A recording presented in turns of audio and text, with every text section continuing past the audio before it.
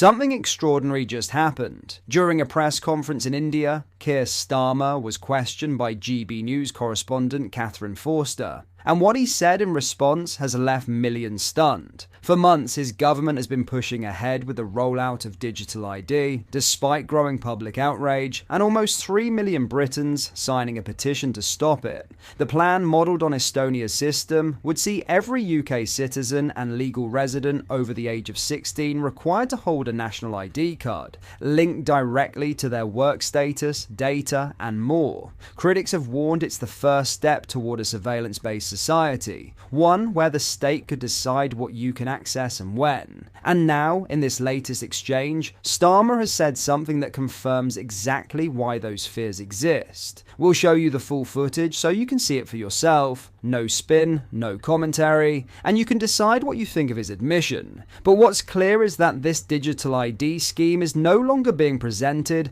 as a simple administrative measure. It's now being framed as something far broader and potentially far more intrusive than anyone imagined. As the government refuses to back down, the debate over personal privacy, control, and freedom is only intensifying. Watch closely, because this moment might just reveal the true direction Britain is heading. But first, hit the like button and subscribe to the channel for more. Have a watch. We've all seen thousands of pictures of you, very large, round this city, and people clearly delighted to see you. How does that feel? And also, though you're very popular here, you're really very unpopular at the moment at home. And, digital ID had public support. You announced it. Lots of people now seem to have changed their minds on that. Do you have the reverse Midas touch at home? Pardon me. Well, look, firstly, the situation here in India, it is really good. That the UK is as welcomed as it has been these last 2 days in India. That is good for the United Kingdom. And so I am pleased that the welcome here has been warm. It's been warm for a reason, and I think that's because people recognise that under this government we've strengthened the relationship. We have pulled off the FTA, which other governments have tried and failed to do, and we've done it successfully. And now both Indian businesses and UK businesses want to build on that, and there is really enthusiasm for the relationship. That is a good thing for our country, so I'm really, really pleased about that, and that we can take that forward. So that is a good thing. The second bit of your question, I'm sorry, I forgot. Look,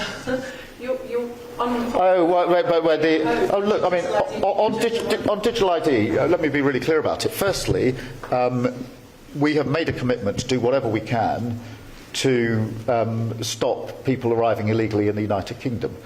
One of the issues is the ability people have to work illegally in our economy.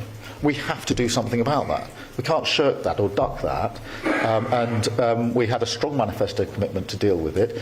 I think the vast majority, if not everyone in the UK, wants it gripped, and we need to therefore take measures necessary to grip it.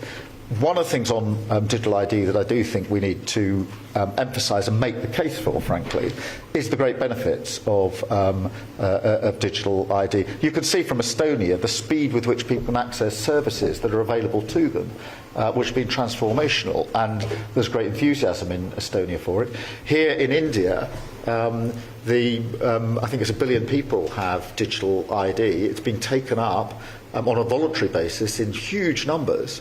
Not least because it means that you can access your own money, make payments so much more easily than is available with others. So I think now we need to go out and make that case of the huge benefits that this will bring. There needs to be a national debate about it, and I think that the more people see the benefits that come with this, the more, as has happened in other countries, people say that will make my life easier, and therefore I want to get on with it. Thank you very much, Catherine. What you just heard isn't a slip of the tongue. It's a glimpse of what's coming. A government that wants full control over how you prove who you are, what you can access, and when. And while they dress it up as modernisation, it's really about one thing: control. The question now is whether the British people will accept it or finally push back before it's too late. In other news, Nigel Farage has launched an explosive attack on Labour's proposed digital ID scheme, declaring that he would rather go to jail than be forced to carry one. The GB News host and Reform UK leader described the plan as a dangerous step towards a surveillance state, accusing Sir Keir Starmer of lying to the British public about its purpose and consequences. The controversial policy, announced by Starmer earlier this month, would require every UK citizen and legal resident aged 16 and over to hold a free national digital ID card. The Prime Minister claims the measure is vital to tackle illegal working and modernise identification systems in line with countries such as Estonia. But the backlash has been fierce, with nearly 2.8 million Britons signing a petition demanding the government abandon the scheme entirely. Speaking on his GB News show, Farage did not hold back. "It'll pave the way for £600 million of tax grab we can take from people," he fumed. "Before you know it, you'll have all your medical records on there if you're not jabbed, because the government thinks you should be. You'll find yourself genuinely a second-class citizen. I think the whole thing is appalling. I will not be having digital ID. Put me in prison, not a problem. I really mean it." Farage's words echoed growing fears that such technology could usher in a dystopian future where citizens' personal data and movements are constantly monitored. Critics argue the proposal risks creating a two-tier society: those who comply with state digital infrastructure and those who refuse. Despite mounting public resistance, Starmer has made it clear he will not back down. Defending the policy, he stated, "I'm announcing this government will make a new free-of-charge digital ID mandatory for the right to work. The rule will be that you can't work if you don't have digital ID. And the reason for that is that too many people are working illegally. You must have a mandatory digital ID in order to work because we have to stop illegal working."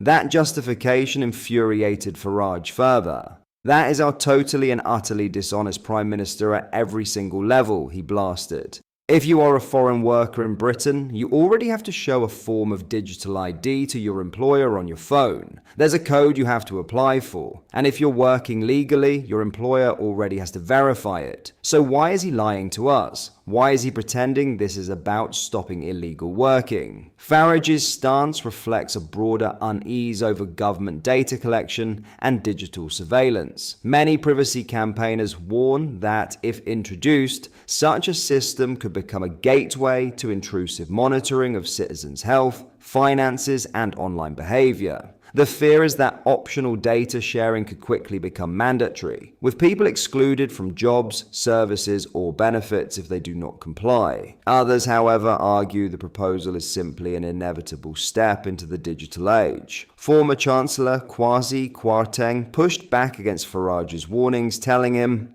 "It's going to happen one way or the other. If it doesn't happen this year, it'll happen next year. If it doesn't happen next year, it will happen in 3 years' time." Farage maintained that his issue was not with technology itself, but with how it's used. "I support digital currencies and the 21st century, he said. "But that is a private transaction between me and an organization or a system, not with the government. What I have a problem with is giving the government the ability to control every element of your life." Drawing comparisons with previous political failures, Farage suggested that history would repeat itself. "I have a feeling that this one's not going to fly," he predicted. "Blair tried this really hard. They tried for years. I think this is going to fall flat on its face. I can't see Labour putting up with it." As the debate intensifies, the digital ID proposal has become a flashpoint in Britain's growing battle between privacy and modernisation. To its supporters, it's an overdue reform that will streamline bureaucracy and clamp down on illegal working. To its opponents, it's the first brick in the wall of a state-controlled digital cage. Whether Starmer's government presses ahead in the face of such fierce opposition remains to be seen. But if Farage's vow is anything to go by, this political showdown has only just begun. What are your thoughts on what we discussed in today's video? Let me know down in the comments section below. If you've not yet already, make sure you do drop a like on this video and subscribe to the channel for more British content. Thank you, take care, goodbye.